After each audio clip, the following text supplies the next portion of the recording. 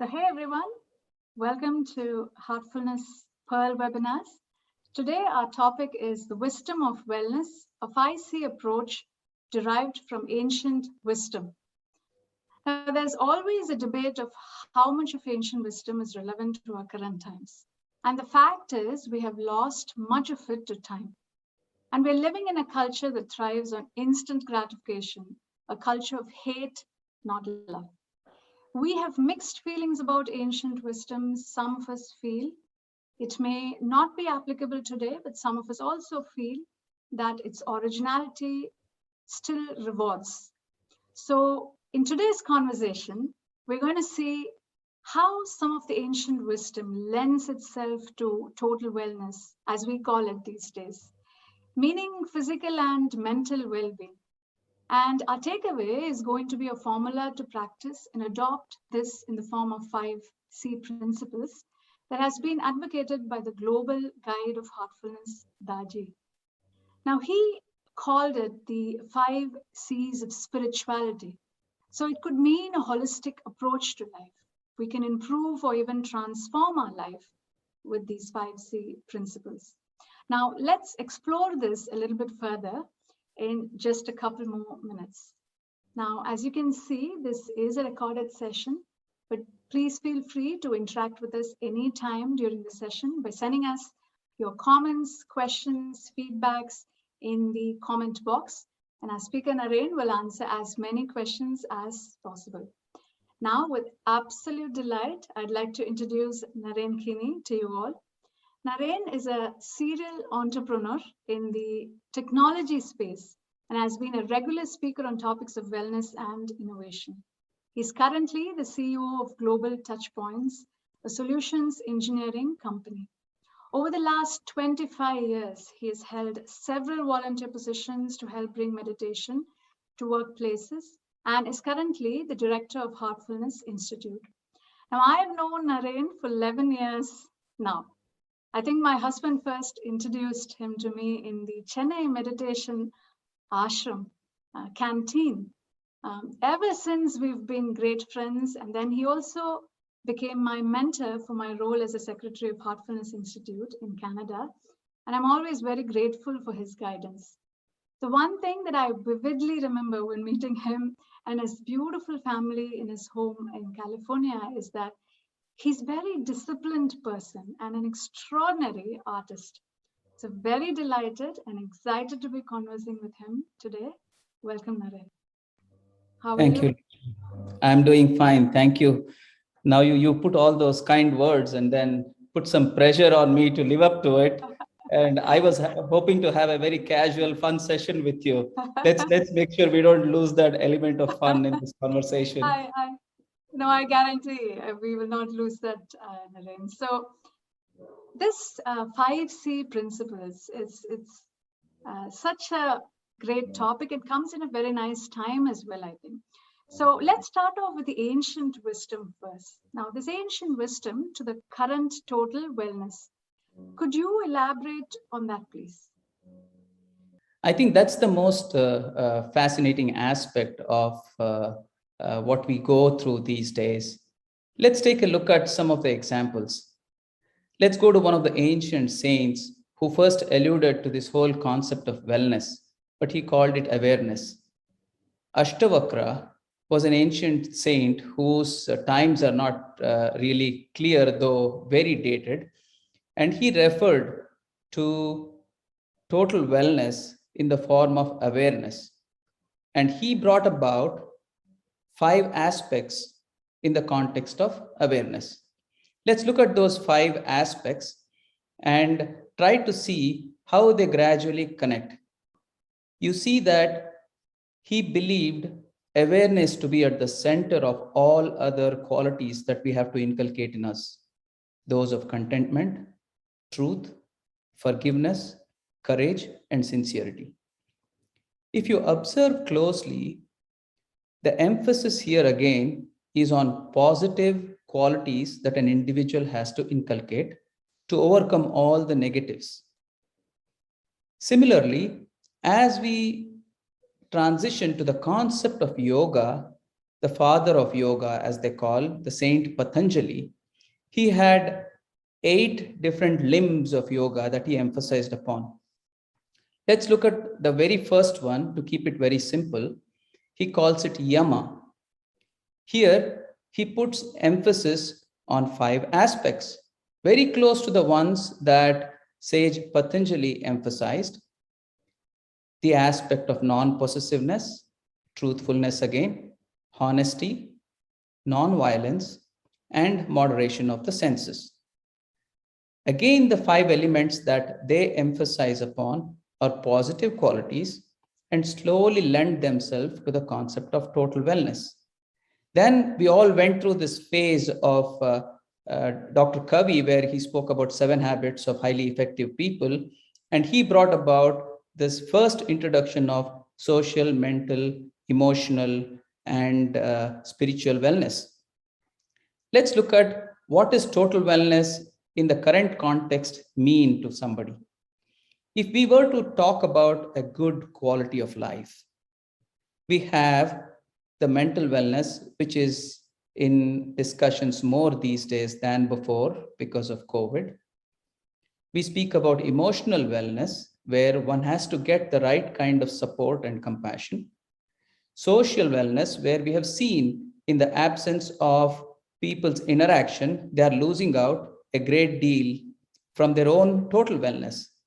Similarly, we are now trying to see if total wellness is just about doing a few yoga exercises and going to the gym, or taking care of one's own self. Our discussion today, as we go through, we'll try and see if we can cover some examples, Lakshmi, where we can talk about total wellness gradually transitioning into a simple practice-based formula for people to adapt and improve themselves and keep something as a lifelong companion.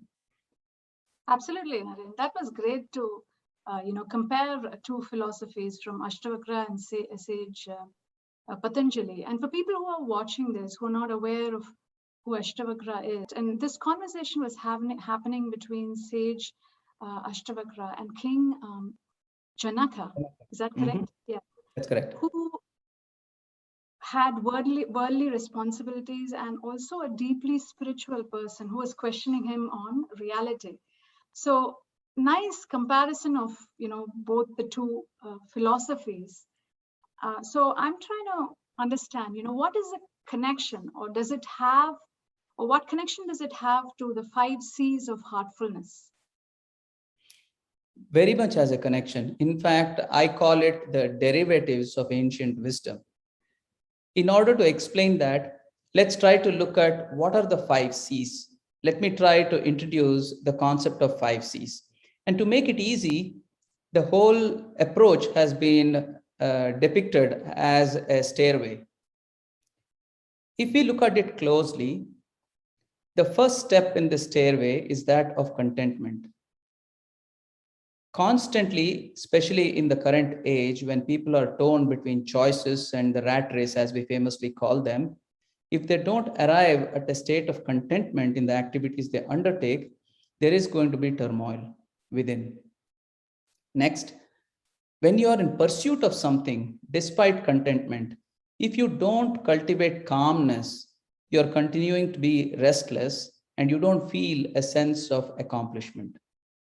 Third, you may be extremely successful in terms of cultivating contentment and calmness, but if you don't develop compassion for others, starting with your own self in the form of self-compassion, you're not going to be successful. Next, when you start having that compassion, you will be compelled to act. Acting without courage is not going to get you to clarity. So very logical steps towards arrival of clarity. And clarity in what? Clarity in decision making, clarity in action. If you look at these 5 C's, in some way, form, or shape, they are connected to one another. Now, one might ask, is this a very serial approach? As in, do you need to have contentment before you move to the next step? For that, I will answer the second part of your question, which is connected to heartfulness. For that, let's look at the spiritual anatomy of the heart region, as we call it, in the context of heartfulness. If you look at it, these are the 5 chakras or the centers of energy, as we call them in the heart region. Their positions are identical to the positions that we have with respect to the 5 C's. The first chakra is the earth chakra, the second is the soul, third is the fire, fourth the water, and the fifth the air. Each of these points have all the 5 components present. However, the dominant quality at that point, for example, at point 1, the dominant quality is contentment, but it has the presence of the others in lesser proportions. So, when you practice the approach to 5C, when you have cultivated the progress in terms of your practice at point 1 or the heart region, you will see that you have progressed more towards developing contentment. Similarly, as you transition to the second point, you will see you have cultivated a great deal of calmness after contentment. So let's now map this to what I call the 5C and look at that in terms of total wellness as we see from a 5C perspective. That diagram should give us an idea how this translates into our approach to total wellness. What happens when you look at this aspect of 5 C's? These are exactly at the positions of the 5 spiritual points that we were talking about in the heart region.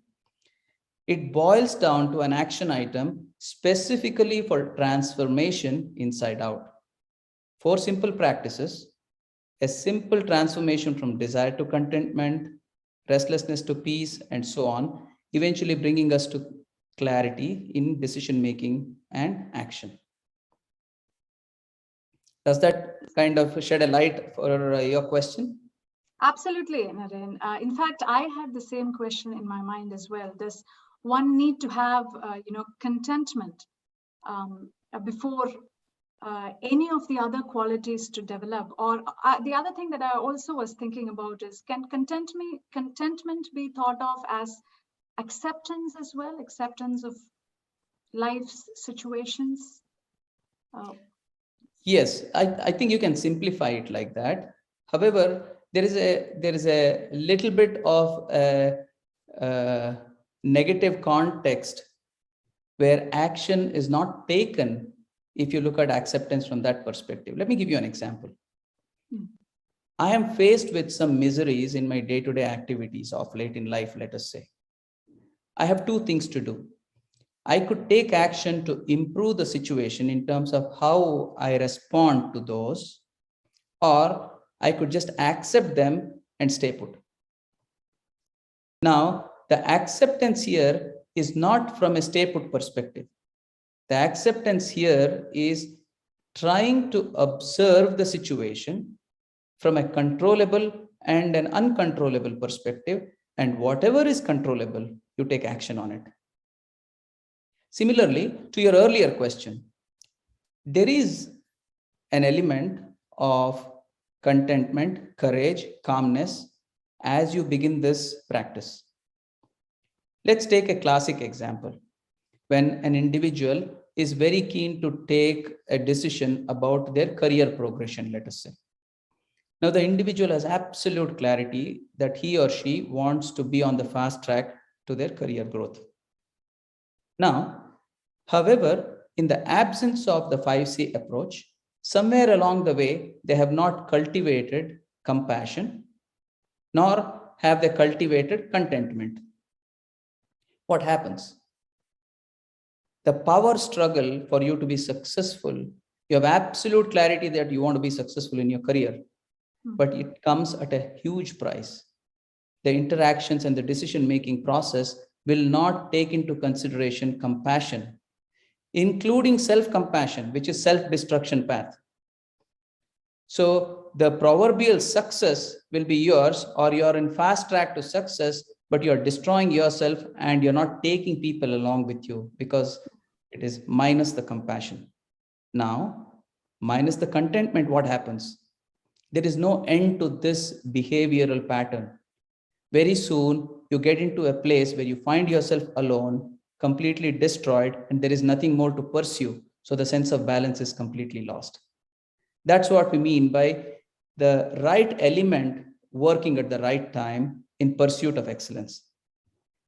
That's a beautiful sharing, Naren. I love that. So essentially, a good balance of all these qualities are important, Mhm. right? To be able to make a decision without emotions and fear, and really, it helps with confidence as well. Correct. So, Correct. thank you.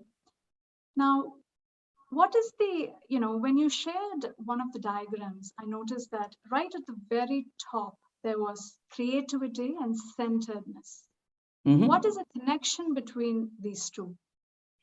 Practically, we find that it's very hard to stay balanced in this fast-paced, chaotic life, right? I mean, no matter how hard we try, forget about creativity.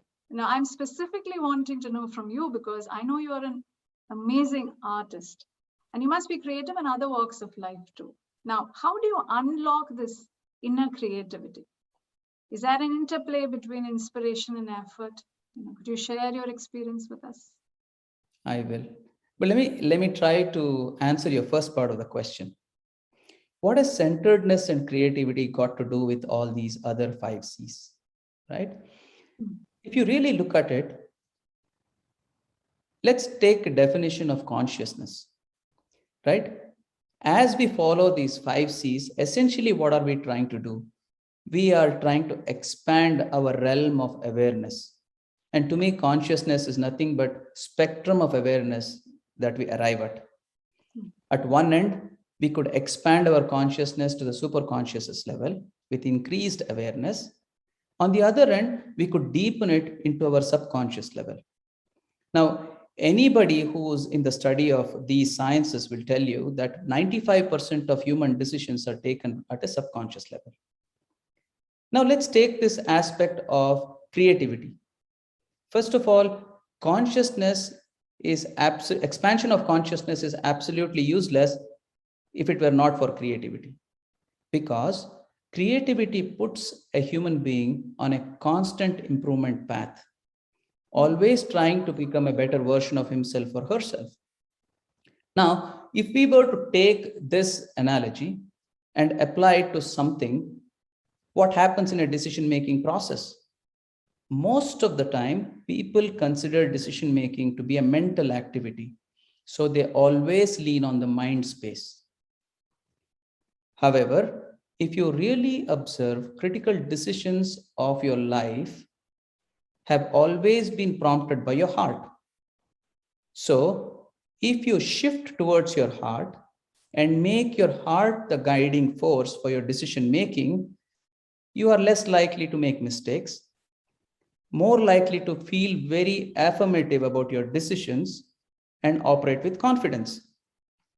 The true activity in a given day happens in the heart mind space. So, when you play in the heart mind space, you have not only shifted more towards your heart, but you have actually tapped into the inner spark of creativity. Why does that happen when you get centered? Because your heart is the very source of all inspirations in life.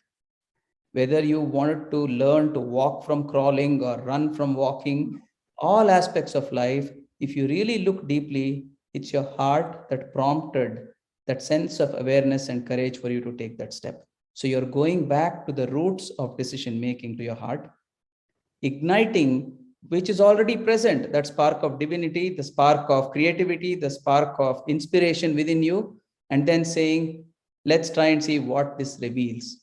And oftentimes, people will be amazed at the realms of creativity that one could reach. I can give That's you an example from my life itself, since you referred to it. I wanted to try and see if I did an activity of creativity for 30 to 40 minutes every day, what would that translate into? And I started this exercise probably 8 years back.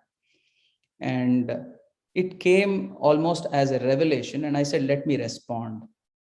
And since the calling was deep inside my heart, I started off with basic sketching and things like that for half an hour every day. Now, this is well into the 8th year, and have transitioned my work from sketching to different forms of art. And I'm able to now really tap into that inspiration from within. My process is very simple. Every single day, I will try to sit in front of a blank canvas or a blank sheet of paper and sit in meditation, trying to tap into my inner inspiration for a few minutes. And whatever else comes out is just a revelation of whatever flows through me. And I'm sometimes amazed at the outcome and its correlation to the inner message that came from the heart. This has almost convinced me that true creativity, as much as it is considered to be a mental activity, its seat actually, its source is from the heart. So, most creative work is actually stemmed from the heart of the individual. It's a different matter that they realize it or not, but I can attest to the fact that it is directly from the heart. I think there's absolutely no two minds about that. And I think when you meditate, you keep the busyness out of your mind.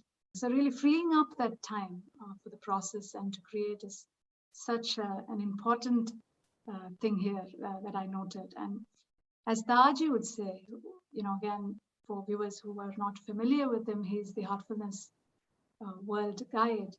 He'd say, when the mind is at ease, the heart is at peace. And like you said, Naren, inspiration flows from there. So, and I know you also touched on creativity and consciousness. You expanded very well, beautiful on that. So thank you again for that too. But this certainly involves effort from our side. But we're all very good in inviting busyness into our lives. So how do we go about getting centered in a practical way? Is there a way that we could develop all these qualities that you've talked about? The wisdom of wellness in our life. So any tips and tricks for that?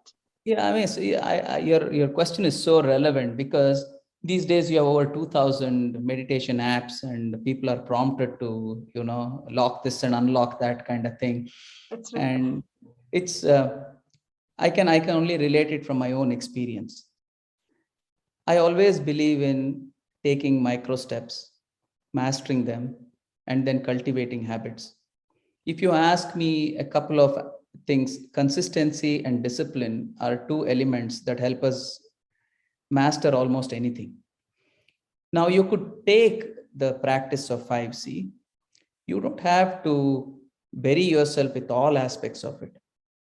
You start with one of the four simple practices, gradually build on it. There are several micro habits one can cultivate. Waking up at the right time at the same time. Sitting to have your meditation practice, be it for 5 minutes, 10 minutes, or 15 minutes, but at an appointed time. Gradually, it becomes second nature. It will come to a point where, just like you feel the freshness of brushing your teeth in the morning, if you do not practice that particular habit, either of meditation or waking up and sitting for meditation, you feel your day has been incomplete.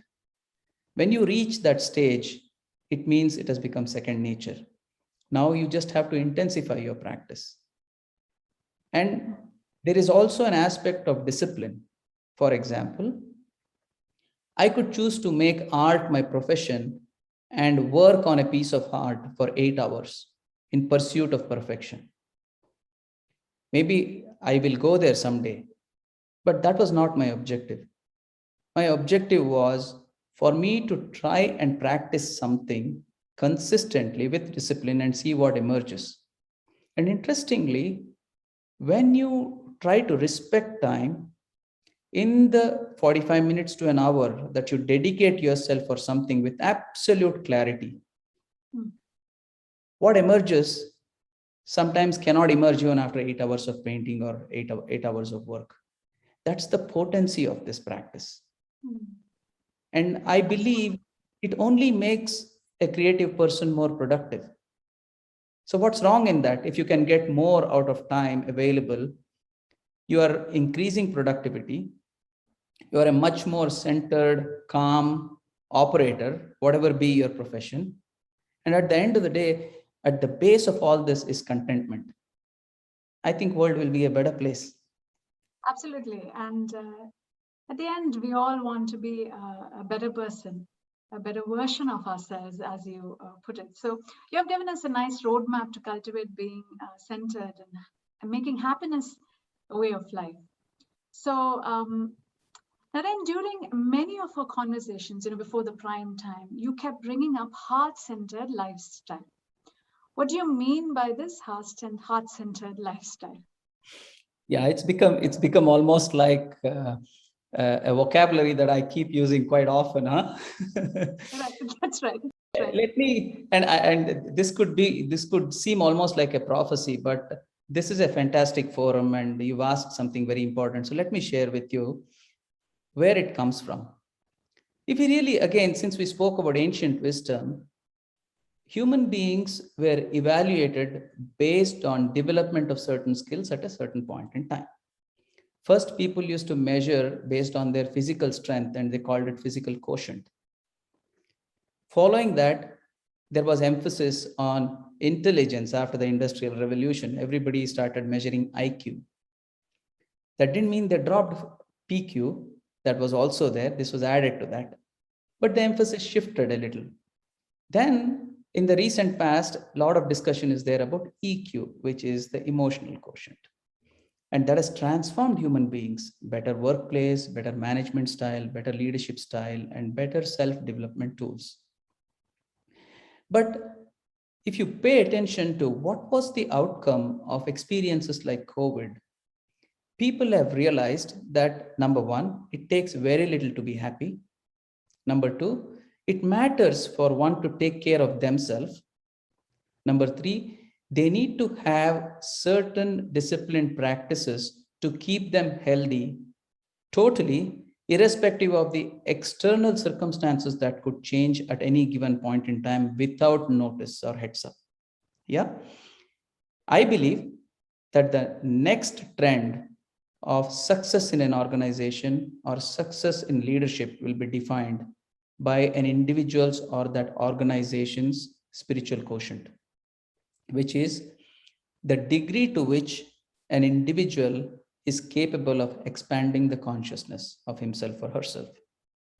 And it's only a matter of time when people will realize that by taking few simple steps and measures, if they are able to take care of themselves and cultivate this heart centered approach, they will feel themselves much more qualified, able, capable to lead organizations, to lead their lifestyles the way they want to, irrespective of what happens around them, and do so with a great deal of compassion. So, what am I basically saying? In heart centered approach or lifestyle, you are basically going to the seat of compassion. And let's for a moment say, aren't you being selfish by saying seat of compassion and you're saying compassion is self compassion? It starts with there.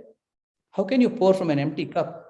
You got to first fill yourself with amazing compassion, appreciation, because I feel somewhere along the way, and if we all refer to Maslow's hierarchy of needs, he put first self actualization as the topmost layer. But after about 10 years of discovering that, in the recent past, he put transcendence above that. What is that transcendence all about?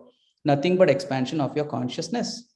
Nothing but making sure beyond self actualization, because self actualization led people to self esteem. Self esteem led people to prejudice. It led people to a great deal of arrogance. And he put transcendence on top of that, because you cannot do with whatever you're doing and sustain your position of self actualization without self compassion, compassion for others, and essentially lead a heart centered lifestyle. Lovely. You cannot definitely pour from an empty cup. and heart plays a very, very important role in our life. And I always go back to the example that heart is one of the first organs to develop in a fetus. And it's something that I always wonder and think about. Why not any other organ? And the heart is also the center of our feeling. And if you think about it, in my life, or in anyone can relate to this, I suppose, that any event that has always affected us has always got something to do with the heart. And invariably, when I point myself as Lakshmi, again, we point towards the heart and not towards the head. Or so heart does play a beautiful role. We refer to somebody also as a kind-hearted person, a generous-hearted person, cold heart, or whatever, right? So the heart is really the center of our human existence, as Naren beautifully elaborated on that. And that's why I totally agree that the practice of heartfulness takes us even deeper into the realm of the heart and lead a heart-centered lifestyle, as you've been saying, really living life through a pure heart. So I think it's a great time to experience the heartfulness meditation for people who haven't tried it before. It's a very, very simple, again, heart-centered practice. So without saying much about it, I would love if you can join us and experience the feeling. So let's begin. Naren, are you ready? Yeah, it's perfect. It's perfect transition. Yeah. All right. So let's sit comfortably and close your eyes.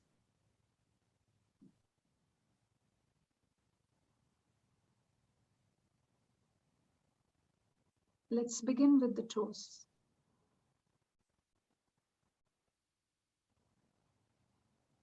Now wiggle your toes and feel them relax.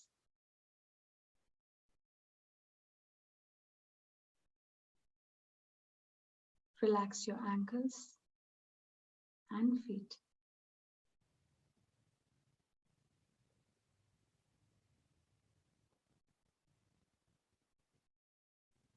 Feel the energy from the Mother Earth entering your legs through the ankles, moving upwards,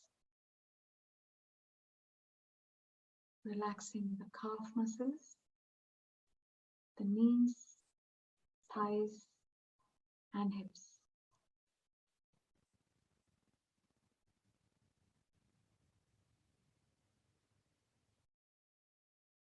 Now feel how both your legs are completely relaxed.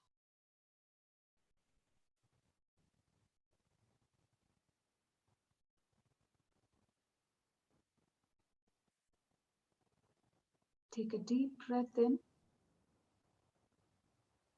and a deep breath out.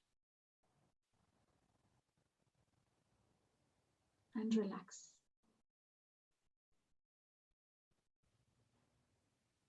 Relax your seating area, stomach, and waist.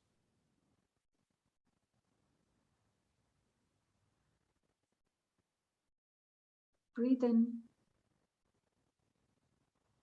breathe out, and relax.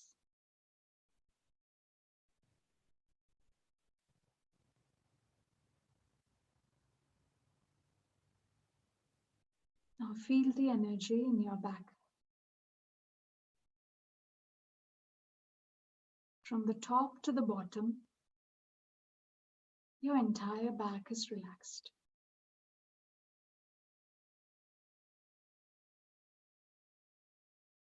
Breathe in,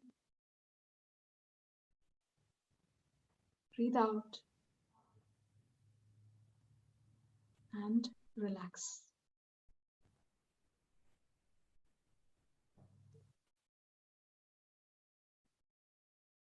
Relax your chest and shoulders.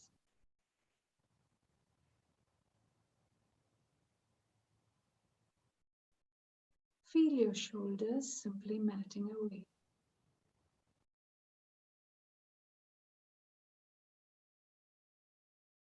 Now let the energy flow into your arms. Relaxing the upper arms, lower arms, hands, all the way to the tip of the fingers.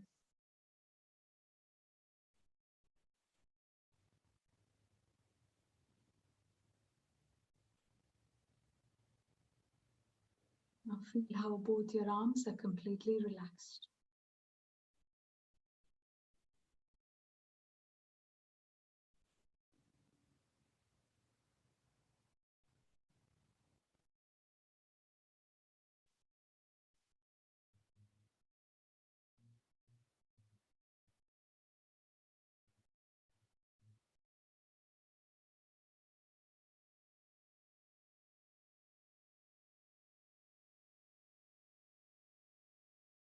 Now relax your neck muscles.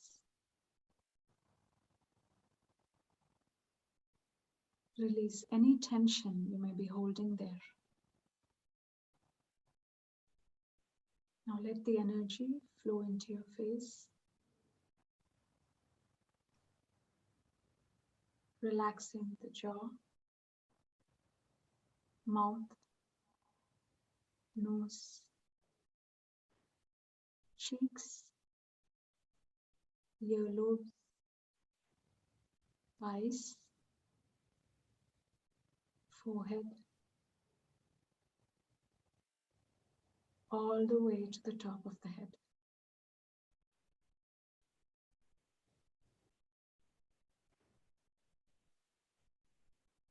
Now feel how your whole body is completely relaxed.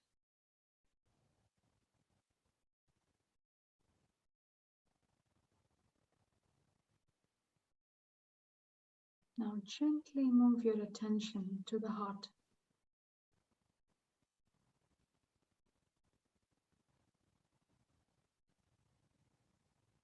Imagine a source of light that's already in your heart,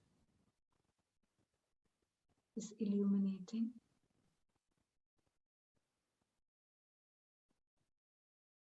and pulling your attention inwards.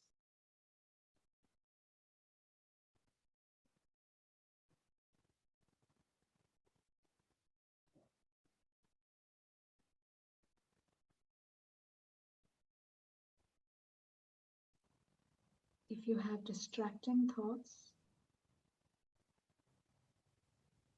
gently brush them aside and treat them as passing clouds.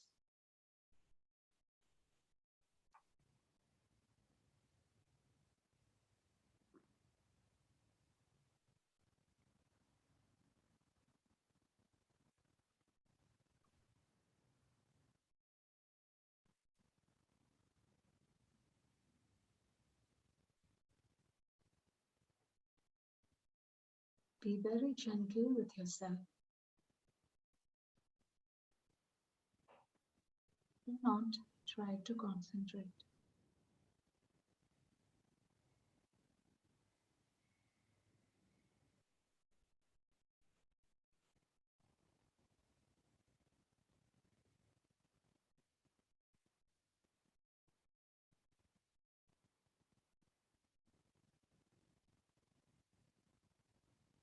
Now stay with the idea of light in the heart until you hear a prompt to finish.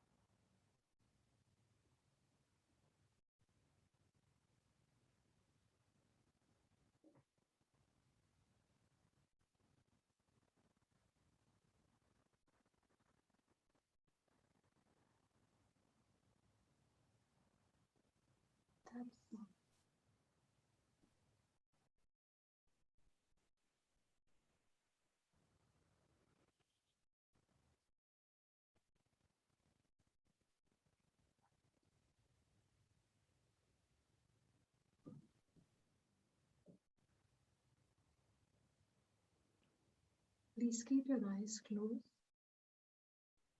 for a couple more minutes.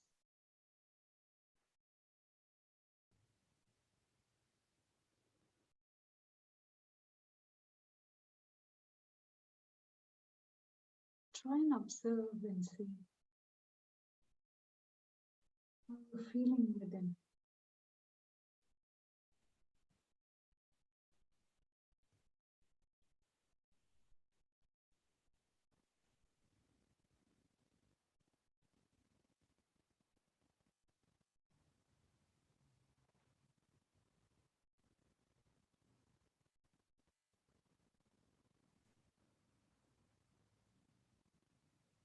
This observation time is quite important.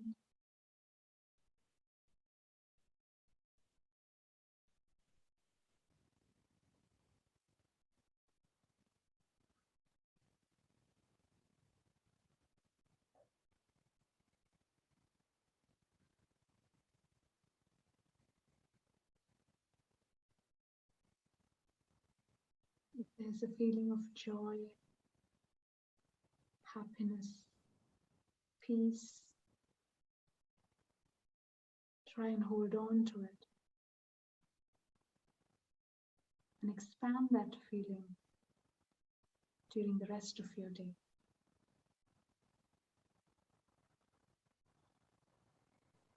Thank you. And you may gently open your eyes when you feel ready to do so.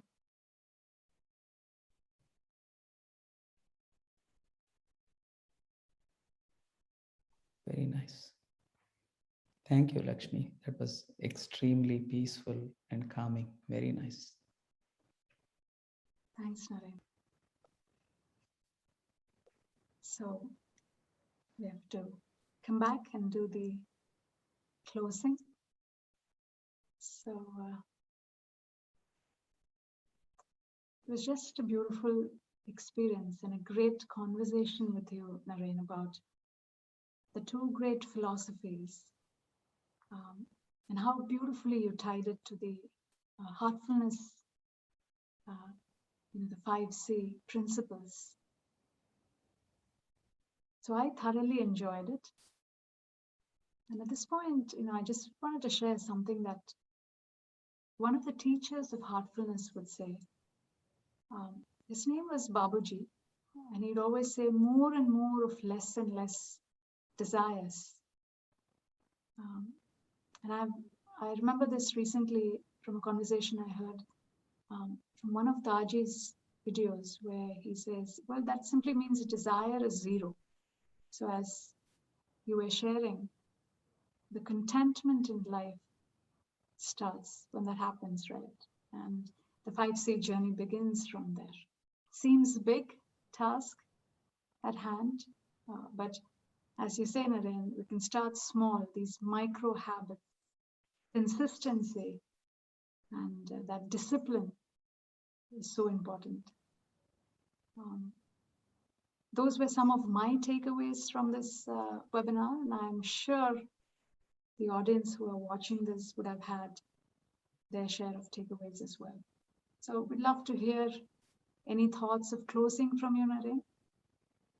I think this was a good opportunity for us to exchange some thoughts, and every session I think we leave learning from one another something unique, something joyful, something that lends itself to the general art of creativity. So I thank you for that. I've always enjoyed my sessions with you, and I always look forward to the Pearl webinars that you've been hosting for so long and bringing very interesting topics. I would really encourage people not to look at it from a one-dimension perspective. If you are a yoga practitioner, that's absolutely great. You've already begun. Now we just have to take it from physical to mental to emotional to spiritual. And I don't want listeners thinking there is something esoteric or religious aspect when we keep using the term spiritual here. No, it simply means heart centered. When your heart guides you, in it you find the source of inspiration, source of guidance, and you find a master within yourself constantly guiding you like a Sherpa on an ascent. Once you accept that concept, it's very easy for us to practice any of these principles that have come down through the ages. And I want to use this opportunity to convey my heartfelt gratitude to all those masters who have conveyed their wisdoms. Now it's just for us to practice, I guess. That's right. Beautiful words there, and I resonate that as well. And thank you for your kind words on Pearl, Naren. And I think this is just a meaningful friendship. So there's a lot of give and take between us, and I cherish it as well. So, audience, we are grateful that you joined us today, and please share your thoughts and comments about this webinar. Please feel free to share it with your friends and family if you've enjoyed it. And hop on this journey, the inner journey of the heart with us to total wellness. So, best of luck for that. We look forward to seeing you all in our next Pearl webinar. Until then, take care. Bye for now. Thank you, Lakshmi. Bye, everyone.